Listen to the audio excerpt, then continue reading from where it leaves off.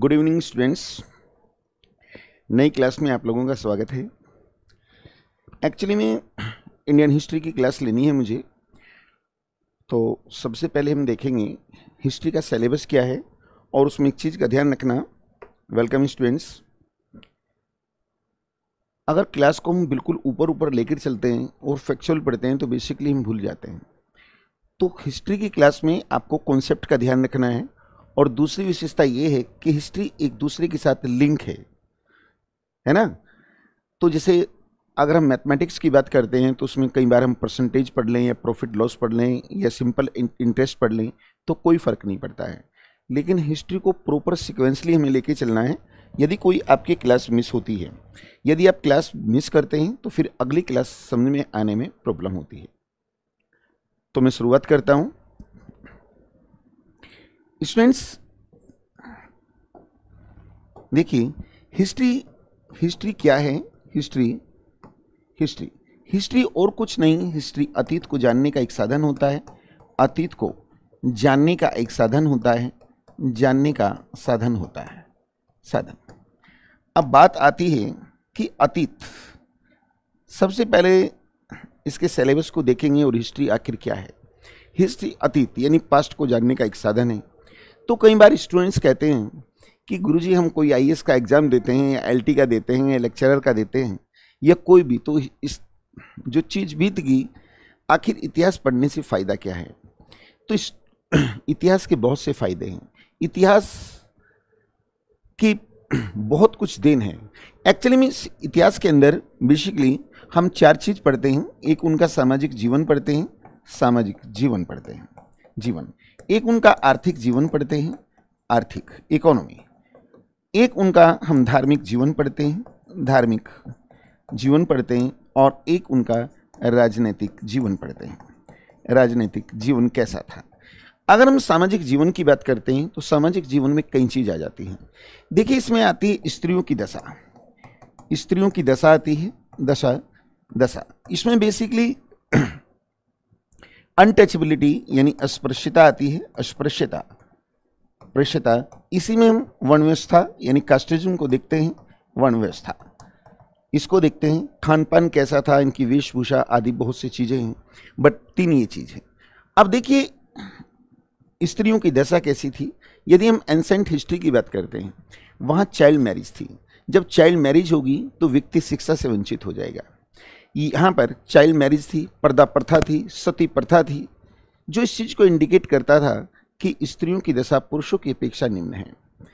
तो देखिए, पहले सती प्रथा होती थी, स्त्रियों की दशा अच्छी नहीं थी, लेकिन आज डेमोक्रेटिक यानी लोकतांत्रिक देश है भारत, तो उसमें क्या है, राइट ऑफ इक्वलिटी की जो बात आई, ये इतिहास ने हमें स्त्रियों का दर्शन कराया कि स्त्रियों की दशा ऐसी है तो समानता का अधिकार होना चाहिए। तो जो समाज के अंदर स्त्रियों के प्रति जो ईवल, जो बुराइयां थी, उनको समाप्त किया गया। जैसे आप देखते हैं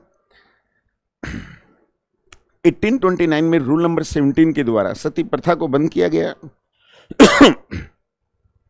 1856 में विडो रीमैरिज एक्ट लाया गया। अब आप देखिए, पहले अस्पृश्यता थी, समाज का एक ऐसा वर्ग था जो अनटचेबल था, यानी अलग रहता था, नगरों से बाहर रहता था। आप ही बताइए, यदि कोई ऐसा वर्ग भारत के अंदर आज हो तो क्या हम एक अच्छा या अखंड भारत बना पाएंगे? बिल्कुल भी नहीं।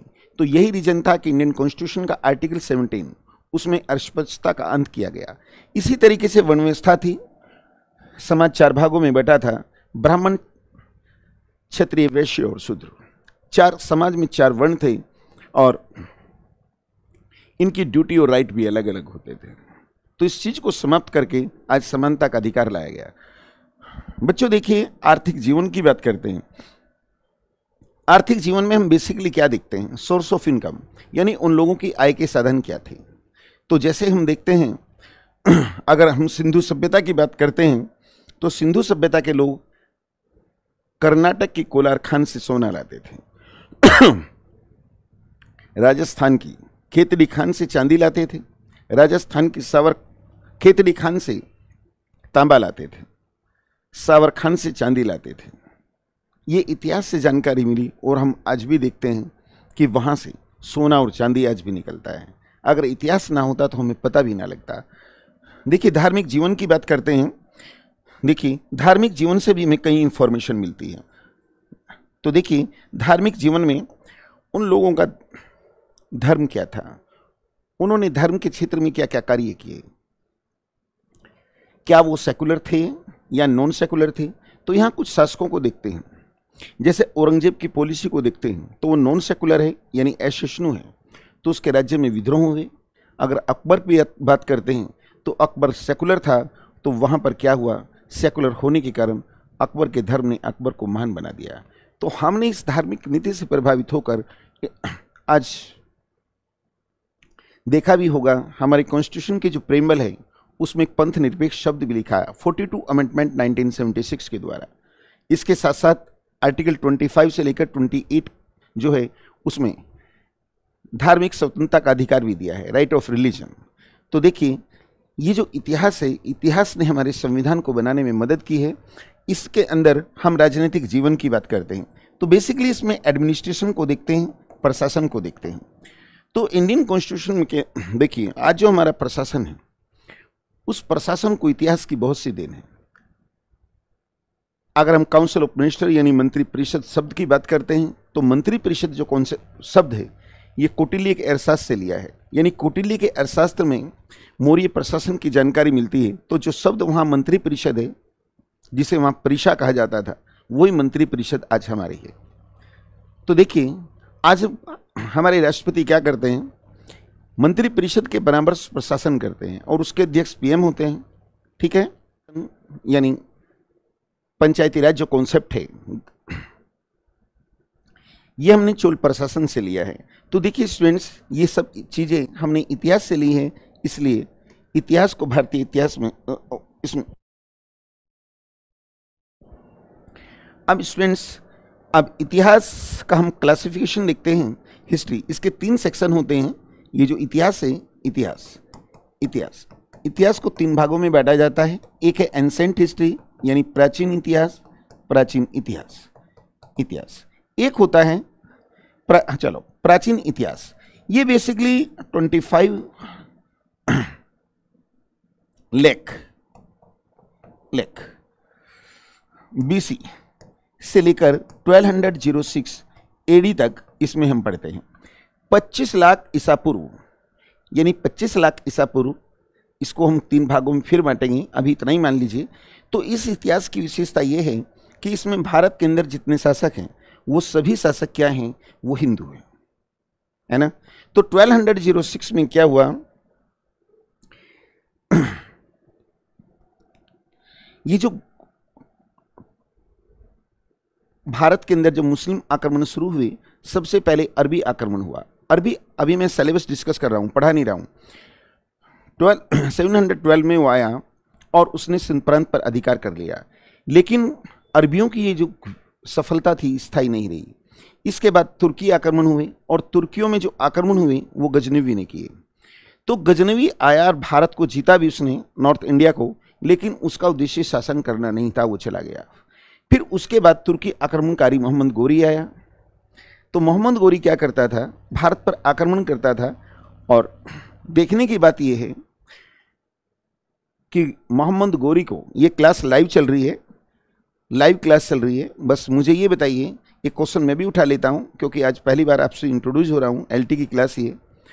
गोरी को भारत में कितने लोगों ने पराजित किया और कितने लोगों ने किया और उनके नाम क्या क्या थे, प्लीज़ कमेंट भेजिए।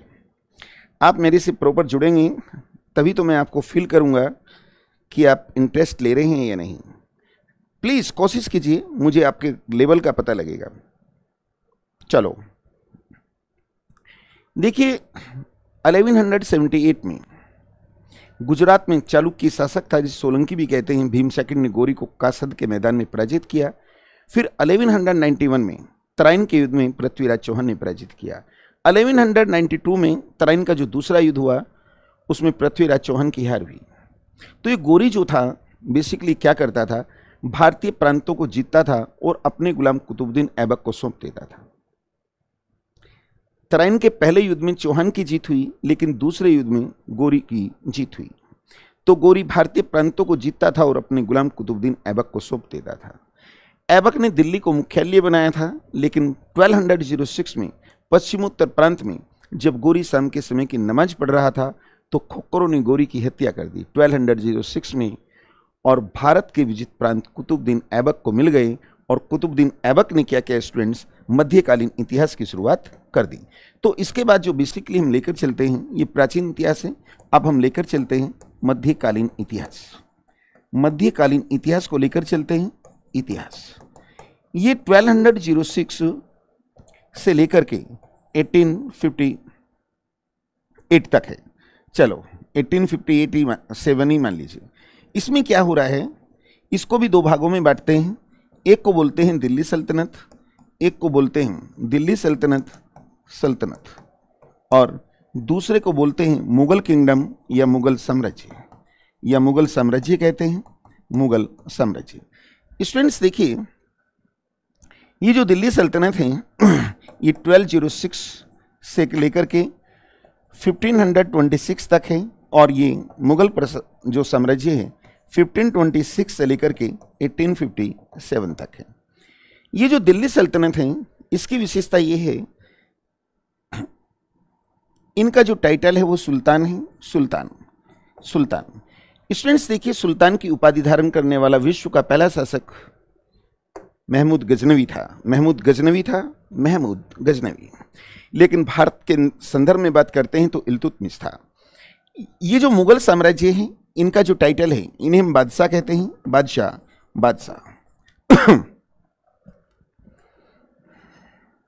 बादशाह की उपाधि धारण करने वाला विश्व का पहला शासक बाबर था। तो स्टूडेंट्स, ये जो दिल्ली सल्तनत है 1526 तक इन्होंने शासन किया है। इसमें 5 डायनेस्टी ने शासन किया है। 5 उनके नाम लिख देता हूं। उसमें पहला स्लेव डायनेस्टी है, यानी गुलाम वंश। इसके बाद खिलजी आता है, खिलजी वंश, और खिलजी वंश के बाद आता है तुगलक वंश। इसके बाद सैयद वंश आता है, सैयद वंश, और इसके बाद आता है लोधी वंश। तो 5 वंशों ने शासन किया। लोधी वंश के 3 शासक थे जिन्होंने शासन किया है। पहला बहलोल लोधी, फिर सिकंदर लोधी, और उसके बाद इब्राहिम लोधी। तो 1526 में पानीपत का पहला युद्ध हुआ जो बाबर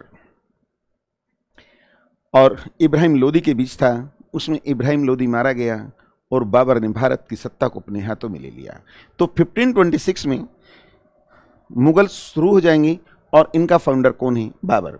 और बाबर ने बादशाह की उपाधि धारण की, काबुल को जीता 1504 में, तब उपाधि धारण की थी। अब बाबर के जो सक्सेसर हैं, हुमायूं है, अकबर है, जहांगीर, शाहजहां, औरंगजेब, जो भी आगे हैं, उन सब का टाइटल क्या था, बादशाह। तो देखिए 1707 में जब औरंगजेब की मृत्यु हुई, उसके बाद क्या हुआ, उनका डाउनफॉल शुरू हो गया है।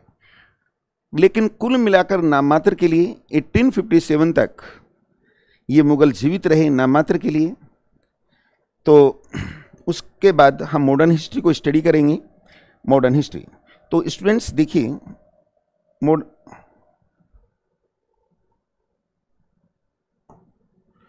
अब तीसरा आता है आधुनिक इतिहास। देखिए आधुनिक इतिहास, इस आधुनिक इतिहास जो शुरू होता है इसको हम लेकर चलेंगे 1858 टू 1947। स्टूडेंट्स, इस आधुनिक इतिहास के अंदर बेसिकली हम जो यूरोपियन थे उनके इतिहास को देखते हैं। यूरोपियन में आने में अगर उनके सीक्वेंस की बात करें, पुर्तगाली आ रहे हैं, पुर्तगाली है, अंग्रेज हैं, पुर्तगाली, डच हैं, अंग्रेज हैं, फ्रांसीस हैं, ठीक। तो यहां पर हम एक चीज देखते हैं, इसमें बेसिकली यूरोपियनों का इतिहास पढ़ा जाएगा। तो पढ़ते तो हम यहां से हैं। एक्चुअली में जब यूरोपियन आए थे पुर्तगाली, तो पुर्तगालियों का उद्देश्य यहां शासन करना नहीं था, ठीक। ये व्यापार के लिए आए, लेकिन व्यापार में बहुत लाभ हुआ तो ये भारत में रहकर ट्रेड करने लगे। जब यूरोप के अन्य कंट्रीज को पता लगा तो वो भी ट्रेड करने लगे, जैसे डच, अंग्रेज और फ्रांसीस। इस व्यापार पर अपनी मोनोपोली स्थापित करने के लिए सभी यूरोपियन शक्तियां आपस में लड़ने लगी और एक दिन ऐसा आया कि अंग्रेजों की इसमें जीत हुई। तो अंग्रेज भी व्यापार के उद्देश्य से आए थे, लेकिन अब भारत में शासन करने लगे। तो अंग्रेजों को प्रॉपर जो सत्ता आती है वो 1858 में आती है। आपने देखा भी होगा इंडियन गवर्नमेंट एक्ट 1858, ठीक, जिसमें ईस्ट इंडिया कंपनी का शासन समाप्त किया गया था। लेकिन इसका मतलब ये नहीं है कि मैं 1858 से ही आपको कराऊंगा। देखिए, जैसे अंग्रेज पहले ही आ चुके हैं, ठीक, उनका संवैधानिक विकास की बात करते हैं।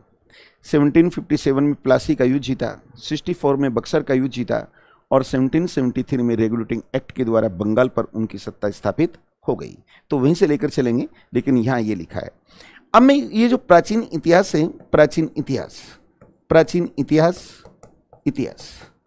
इसका एक बार फिर क्लासिफिकेशन करूंगा, क्योंकि यहां से भी एक क्वेश्चन पूछा जाता है। देखिए, प्राचीन इतिहास को 3 भागों में बांट सकते हैं। नंबर 1 प्रागैतिहासिक काल। प्रागैतिहासिक काल यानी इसे इंग्लिश में कहते हैं प्री हिस्ट्री। बच्चों, ये जो प्रागैतिहासिक काल है, अब क्वेश्चन पूछता है कि प्रागैतिहासिक काल का कोई एग्जाम्पल दीजिए। तो देखिए, प्रागैतिहासिक काल की विशेषता यह है कि इस काल का जो मनुष्य है, मनुष्य, इसकी अपनी कोई लिपि नहीं थी। लिपि नहीं थी, यानी लिपि का मतलब है इसकी कोई स्क्रिप्ट नहीं थी, यानी ये शिक्षा से वंचित था, यानी ये पढ़ना लिखना नहीं जानता था। तो बच्चों, इस काल की कोई लिपि नहीं थी। और यहाँ का इतिहास जानने के लिए क्या करना पड़ रहा है? यहाँ का इतिहास जानने के लिए हमें आर्कियोलॉजिकल एविडेंस यानी पुरातात्विक साक्ष्यों पर निर्भर रहना होगा। यहाँ पर हम क्या हैं? पुरातात्विक साक्ष्यों पर निर्भर हैं। अर्थात इस काल के या इस समय की जब खुदाई हुई, खुदाई में यहाँ से जो भी वस्तुएं मिली हैं, मिली वो सब पत्थर की बनी थी, पत्थर की बनी थी। तो इसलिए इस काल को हम पाषाण काल कहते हैं। पाषाण काल या स्टोन एज कहते हैं। तो ये जो पाषाण काल है, बेसिकली एक बार फिर देखिए, जो पाषाण काल है वो किस में आता है? प्रागैतिहासिक काल में। अब इसके बाद दूसरा जो काल आता है उसे बोलते हैं ऐतिहासिक काल। ऐतिहासिक काल। बच्चों, ऐतिहासिक काल इसे इंग्लिश में बोलते हैं प्रोटो हिस्ट्री। बच्चों, इस काल की विशेषता यह है कि इस काल की अपनी स्क्रिप्ट है, यानी इसकी अपनी लिपि है। लिपि तो है, लेकिन ये नॉन रीड है, यानी अपठित है। यानी इस काल का जो व्यक्ति है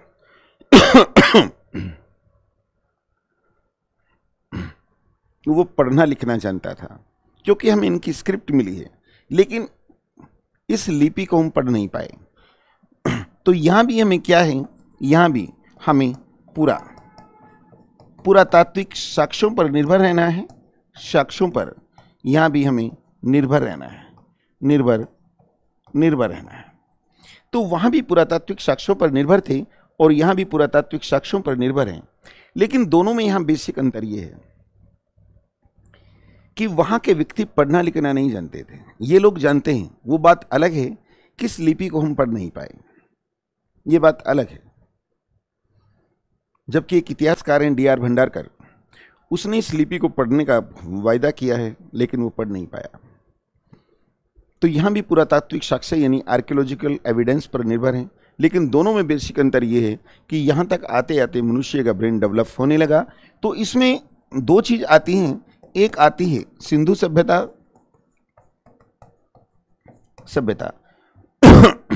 और एक आता है वैदिक काल। अब यहां से क्वेश्चन पूछता है, सिंधु सभ्यता निम्न में किसका उदाहरण है? क्या प्रागैतिहासिक काल, आदैतिहासिक काल या ऐतिहासिक काल? तो आत्यैतिहासिक काल है। अब आप कहेंगे कि वैदिक पीरियड इसमें क्यों आता है? वैदिक पीरियड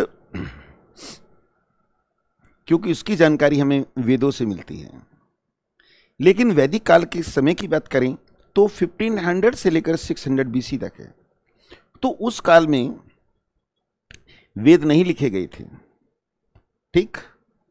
वेदों की रचना बाद में हुई, लेकिन उस समय के जो गुरु लोग थे अपने शिष्यों को मौखिक ज्ञान देते थे, वो अपने शिष्यों को देते थे, ये परंपरा चली आ रही थी। तो ये दोनों किसमें आते हैं? ऐतिहासिक काल। एक तीसरा होता है ऐतिहासिक काल। ऐतिहासिक काल, इसे हम हिस्टोरिकल एज बोलते हैं। Historical age. बच्चों, इसकी विशेषता यह है कि इसकी अपनी लिपि है और इसे पढ़ लिया गया। एक लिपि भी है और इसे पढ़ लिया गया।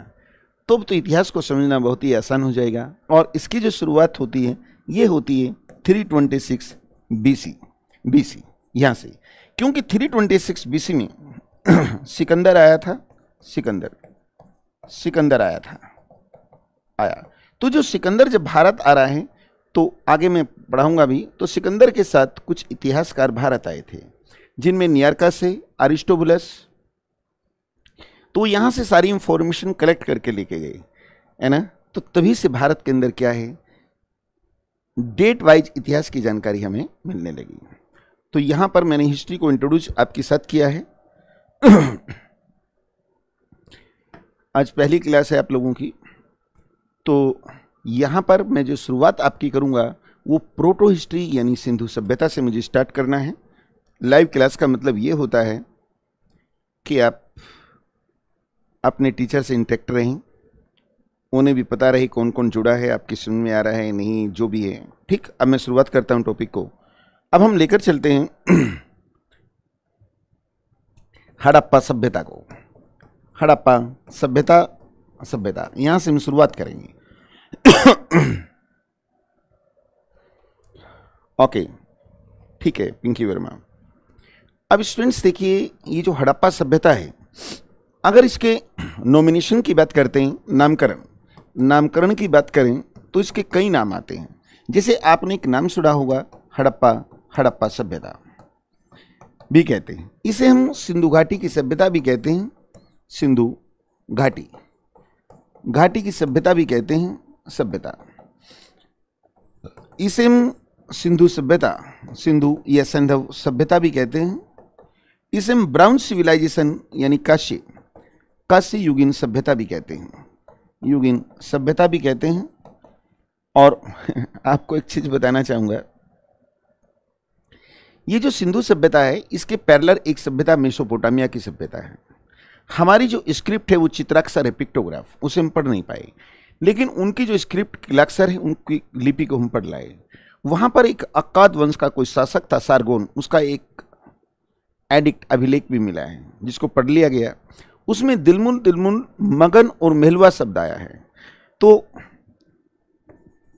मेहलुआ, इसे जो मोहनजोदड़ो सभ्यता थी, मोहनजोदड़ो, वे लोग सिंधावासियों को मेलवा कहते थे। और जो आर्य लोग थे, आर्य यानी वैदिक पीरियड के जो लोग हैं, उन्होंने सिंधु सभ्यता के लिए हरियूपिया ये सब दिया है। तो इसके इतने नाम हैं।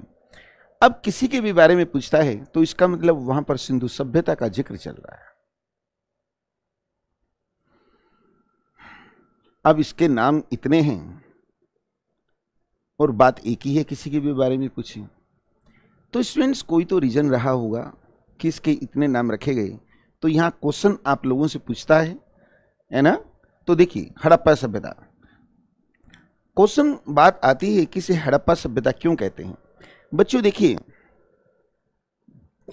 थैंक यू बेटे, हड़प्पा सभ्यता क्यों कहते हैं। जैसे भारत के अंदर एक हल्द्वानी शहर है, दिल्ली शहर है, देहरादून शहर है ना। तो पाकिस्तान के अंदर एक ऐसा ही हड़प्पा एक नगर है। सभ्यता का मतलब हम जो खा रहे हैं, पहन रहे हैं, देख रहे हैं, है ना, इन सब से मिलकर क्या बनती है, एक सभ्यता बनती है। तो एक सभ्यता पहले भी थी, करीब 5000 साल पहले वो सभ्यता थी, लेकिन कारणवश उस सभ्यता का अंत हो गया है। ठीक, 1853 की बात थी, लॉर्ड डलहौजी का समय था। तो उसके समय भारत का रेलवेकरण शुरू हुआ। तो ऐसे में क्या हुआ है, लाहौर से कराची के बीच एक रेलवे ट्रैक बिछाई जा रही थी। तो उसके बीच में आपने देखा होगा कि पत्थर होते हैं, तो वहाँ कुछ पत्थरों की आवश्यकता हुई और वो पत्थर वहाँ से उठाकर किसी ने कहा, तो वो हड़प्पा से उठाए और वहाँ डाल दिए। तो इसकी जानकारी हमें चार्ल्स मैसन देता है। लेकिन वो हड़प्पा में पत्थर कहाँ से आए? 1921 में दयाराम साहनी जब उसकी खुदाई कराएगा तो वहाँ से एक नगर के एविडेंस मिले हैं, साक्ष्य मिले। तो इसका मतलब नगर के साक्ष्य मिले तो यहाँ पर क्या पहले कोई रहता होगा, तो कोई सभ्यता होगी। तो हमने इसे हड़प्पा सभ्यता नाम दे दिया। अब हड़प्पा सभ्यता नाम इसलिए दिया क्योंकि सबसे पहले, मैं लिख देता हूं, सबसे पहले हड़प्पा की खुदाई हुई, हड़प्पा की खुदाई। चूंकि सबसे पहले हड़प्पा की खुदाई हुई तो उसी के नाम पर इसे हड़प्पा सभ्यता नाम दे दिया। समझ गए ना? चलो, थैंक यू। तो इसे हड़प्पा सभ्यता नाम दे दिया। कल मैं देखता था जो बच्चा कई बार कि भाई सोमवार को जन्म हुआ तो उसका नाम सोमपाल रख दिया, मंगल को हुआ तो मंगलू रख दिया, बुध को हुआ तो बुद्धू रख दिया, जुमे को हुआ तो जुम्मा रख दिया।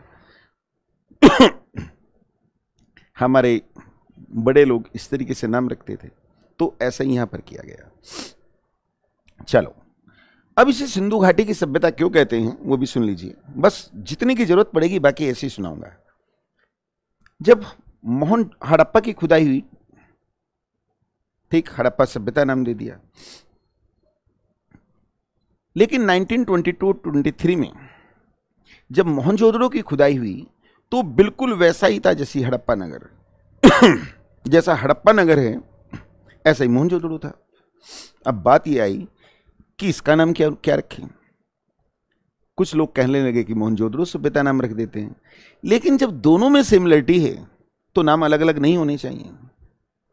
तो कुछ बोले इसका भी हड़प्पा रख देते हैं, लेकिन फिर एक प्रॉब्लम क्रिएट होगी, हम भेजना तो आपको हड़प्पा चाहते हैं, मोहनजोदड़ो चले जाएंगे। तब इसका नाम सिंधु घाटी सभ्यता रखा गया। क्यों? क्योंकि दोनों ही नगर कहां थे? सिंधु घाटी में थे। फिर 1931 में एक नगर का और पता लगा और वो था चहुंदड़ो, पाकिस्तान में ही है। तो 31 में जब उसकी खुदाई हुई वो भी डिक्टो वैसा ही था जैसे हड़प्पा मोहनजोदड़ो, लेकिन वो सिंधु घाटी से बाहर था। तो क्या नाम रखें? तो ऐसे में इसका नाम सिंधु सभ्यता रखा गया। क्वेश्चन बार बार क्या पूछ रहा है आप लोगों से? हड़प्पा सभ्यता क्यों कहते हैं और फिर सिंधु सभ्यता क्यों कहते हैं? तो वो इसलिए कहते हैं क्योंकि इसके सर्वाधिक जो स्थल हैं, इसके जो सर्वाधिक स्थल हैं, स्थल ये सिंधु या उसकी जो सहायक नदियां हैं, सहायक जो नदियां हैं, नदियां यानी नदियों के तट पर थे, के तट पर थे। तो इसके सर्वाधिक जो स्थल मिले हैं या तो सिंधु नदी के तट पे हैं या उसकी सहायक नदियों के तट पे हैं, तो इसलिए इसे हम सिंधु सभ्यता कहते हैं। अब बार बार आपसे क्वेश्चन पूछता है कि इसे कांस्य युगीन सभ्यता या ब्राउन सिविलाइजेशन क्यों कहते हैं? बार बार क्वेश्चन। तो स्टूडेंट्स देखिए, सेंधावासी पहले लोग थे, सेंधावासी पहले लोग हैं, पहले लोग थे जिन्होंने तांबे में टिन मिलाकर कांसा बनाया तो इसे कांस्य युगीन सभ्यता कहते हैं। स्क्रिप्ट को लेकर चलते हैं यहाँ की लिपि। बच्चों, यहाँ की जो लिपि है, इस लिपि की विशेषता यह है कि ये अपठित है, यानी ये नॉन रीड है, इसको कोई आज तक पढ़ नहीं पाया।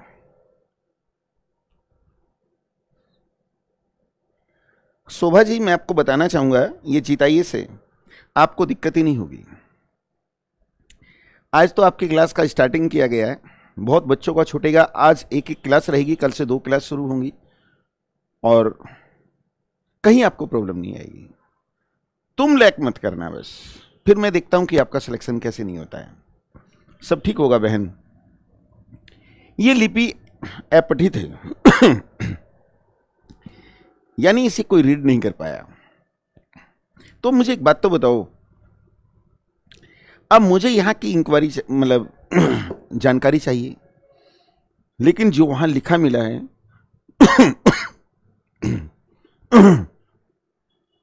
उसे हम रीड नहीं कर पाए, पढ़ नहीं पाए, तो हमें ऐसे में क्या होगा, पुरातात्विक साक्ष्यों पर निर्भर रहना होगा। यानी वहां से जो वस्तुएं मिलेंगी, उस वस्तु की स्थिति को देखकर लोग निर्णय लेंगे। तो ऐसे में जो विद्वान हैं उनकी अलग अलग राय हो जाएगी, कोई कुछ बताएगा तो कोई कुछ बताएगा। तो यहां विद्वानों की अलग अलग राय है, ठीक। तो एक नाम आता है C14 मेथड। C14 मेथड, इसे हम कार्बन डेटिंग मेथड भी कहते हैं। तो इसके अनुसार इसका जो समय था 2300 से लेकर के 1750 BC, बिफोर क्राइस्ट, यानी ईसा पूर्व था।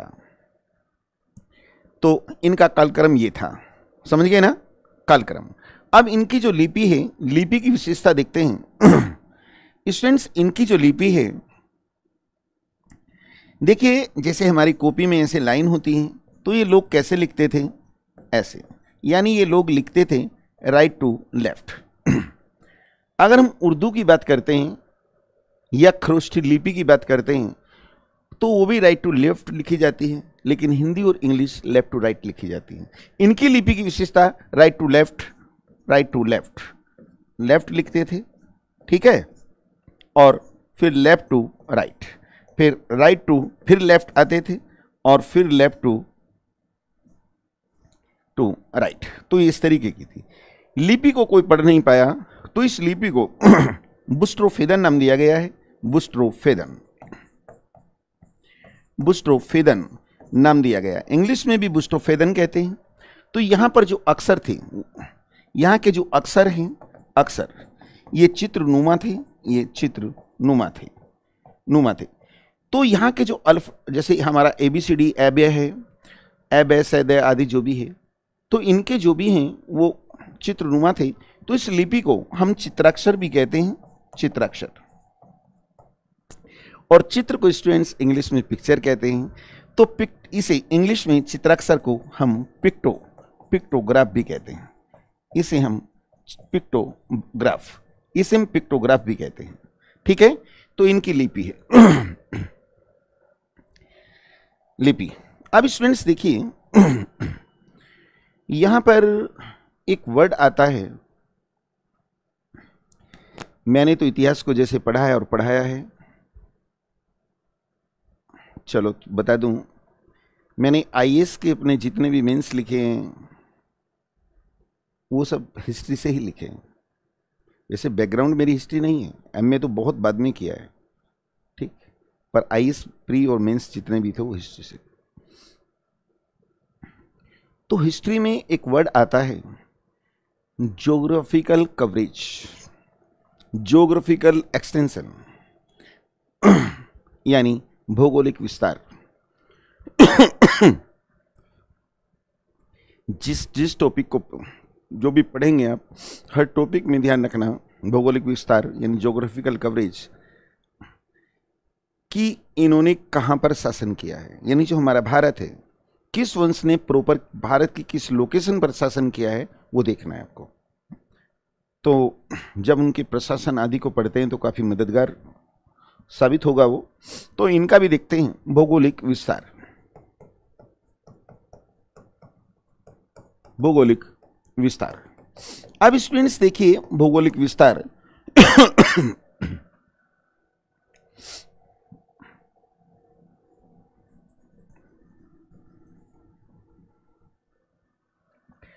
अगर आज हम अपने भारत की बात करते हैं तो भारत के नॉर्थ में हमारा जम्मू कश्मीर है, साउथ में तमिलनाडु, इधर गुजरात है और उधर अरुणाचल प्रदेश।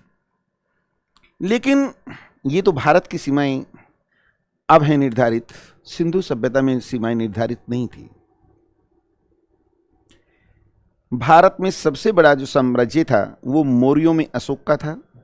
दिल्ली सल्तनत में सबसे बड़ा साम्राज्य मोहम्मद बिन तुगलक का हुआ और मुगलों में सबसे बड़ा औरंगजेब का।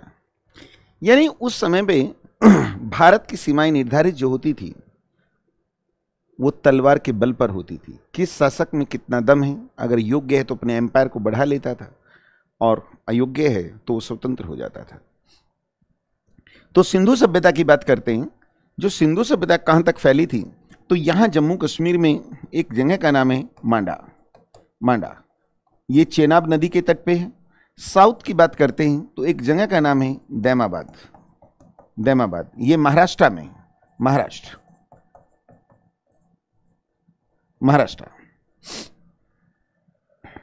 जो गोदावरी नदी है उसकी एक सहायक नदी है परवरा नदी, उसके तट पर था। ईस्ट की बात करते हैं तो आलमगीरपुर है, आलमगीरपुर उत्तर प्रदेश में है, मेरठ के पास हिंडन नदी के तट पे। अगर हम वेस्ट की बात करते हैं तो बच्चों वेस्ट में एक जगह का नाम है यहां पर सुत का गैंडोर है। और सुत का गैंडोर बेसिकली एक दास्क नदी है उसके तट पे है। इसके दो स्थल ऐसे हैं जो अफगानिस्तान से मिले हैं, ये लोकेशन है। एक का नाम मुंडीगाक है, मुंडीगाक, और एक का नाम सुरतगोई है, सुरतगोई। ठीक, तो बच्चों अब ये राज्य, हाँ, सिंधु सभ्यता कहाँ तक फैली थी तो मैं इस तरीके से इंडिकेट करूंगा, इस तरीके से, ये इस एरिया में फैली थी। ठीक, और ये एरिया कहाँ तक है, अगर हम इसकी बात करते हैं तो ये भारत में है, ये अफगानिस्तान में और ये पाकिस्तान में। यानी ये कहाँ तक फैली थी, इंडिया प्लस पाकिस्तान और प्लस अफगानिस्तान।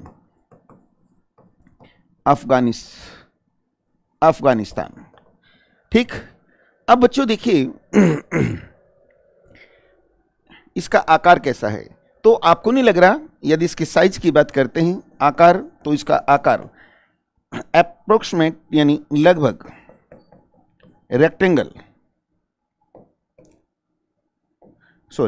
लगभग ट्रायंगल यानी त्रिभुजाकार था, त्रिभुजाकार।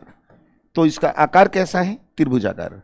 जब हम उत्तराखंड के अंदर देखते हैं तो उत्तराखंड में आकार देखते हैं तो वो आयताकार है। और इसका जो क्षेत्रफल है, क्षेत्रफल वो लगभग 13 लाख वर्ग यानी स्क्वायर किलोमीटर था। तो बच्चों यहां पर सिंधु सभ्यता को मैंने इंट्रोड्यूस किया है। हिस्ट्री क्या है, उसका सिलेबस क्या है, वो डिस्कस किया। पहला टॉपिक उठाया और पहले टॉपिक की शुरुआत उसके इंट्रोडक्शन से यहाँ पर हुई है। ठीक, आज पहली क्लास थी, बहुत बच्चों का छूटेगा, कल से 2-2 क्लास चलेंगी। और मेरे को गला भी ठीक नहीं है, कारणवश शुभ मुहूर्त कर दी गई है, तो आज की क्लास यहीं तक रहेगी और कल से प्रॉपर 5 से 7 आपकी क्लास रहेगी।